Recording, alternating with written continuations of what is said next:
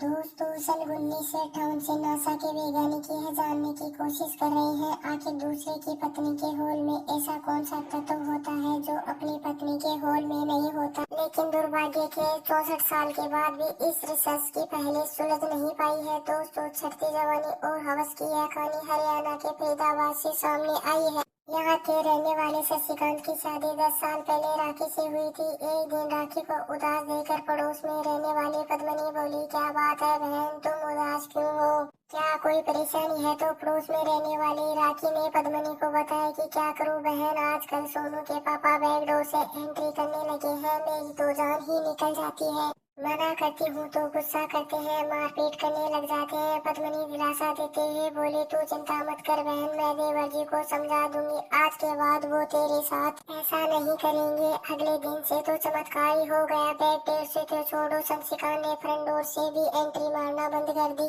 दोस्तों पद्मनी का पति सऊदी अरब में कारपेंटर का काम करता था। वो पिछले 2 साल से घर नहीं आया था। इस वजह से उसका हरा भरा खेत बंजर पड़ चुका था, जो पानी के लिए तरस रहा था। जब राखी ने उसे अपना दर्द बताया तो पद्मनी के जहन में नापाक इरादों ने जन्म ले लिया। वह शशिकांत के पास गई और बोली, देवर जी राखी बेचारी बहुत दुखी है, जब उसे बैकडोर से पसंद नहीं है तो आप जबरदस्ती क्यों डालते हो? अपने रिश्तों को खुशहाल और मजबूत बनाए रखने के लिए पति पत्नी को एक दूसरे की खुशी के लिए अपनी खुशी को कुर्बान करना पड़ता है। अब मेरा ही देख लीजिए, मैं बैकडोर से एंट्री करवाने के लिए तरसती हूँ, लेकिन मेरे पति को ये बिल्कुल भी पसंद नहीं है। मैंने अपने पति की खुशी के लिए अपनी चाहत का गला घोट दिया, उसी तरह तुम भी राखी की खुशी के लिए अपनी इच्छाओं को त्याग दो। यह सुनकर शशिकांत कंफ्यूज हो गया कि भाभी जी मुझे समझा रही हैं या फिर ऑफर दे रही हैं। वो डरते हुए बोला, भाभी जी अगर आपकी और मेरी पसंद एक ही है तो क्यों ना हम पार्टनर बन जाएं। पद्मनी तो यही चाहती थी, लिहाजा वह तुरंत शशिकांत की गोद में बैठ गई। दोस्तों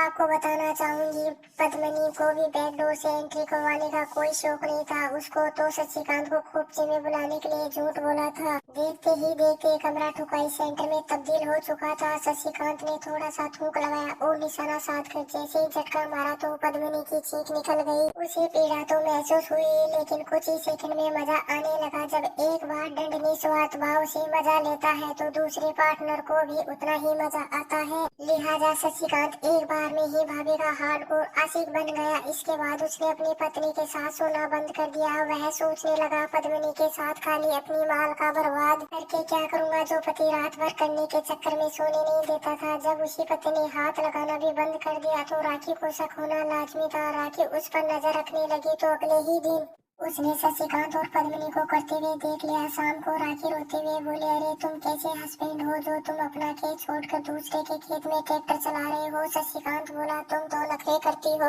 अभी तो बहुत मजा देती है। फिर राखी बोली, मैं तुम्हें उससे भी ज्यादा मजा दूंगी, तुम जैसे चाहे वहाँ से कर लेना, लेकिन तुम्हारा ट्रैक्टर मेरे गैराज से बाहर नहीं जाना चाहिए। लेकिन अब तक तो शशिकांत पद्मनी के खेत को अपना खेत मान चुका था। वह अब भला अपने खेत को बंजर कौन छोड़ेगा? राखी को काफी समझाने के बाद भी जब शशिकांत नहीं माना तो उसने खुलकर विरोध करना शुरू कर दिया। उसने व्हाट्सएप पर अपने सारे रिश्तेदारों व परिवार समेत सभी सदस्यों का एक ग्रुप बनाया। शशिकांत को दिखाकर बोली, अब अगर तुम पद्मनी के पास गए तो मैं एक क्लिक में तुम्हारे सारे राज खोल दूंगी। इस पर शशिकांत डर गया। वह पद्मनी के पास जाना बंद कर दिया।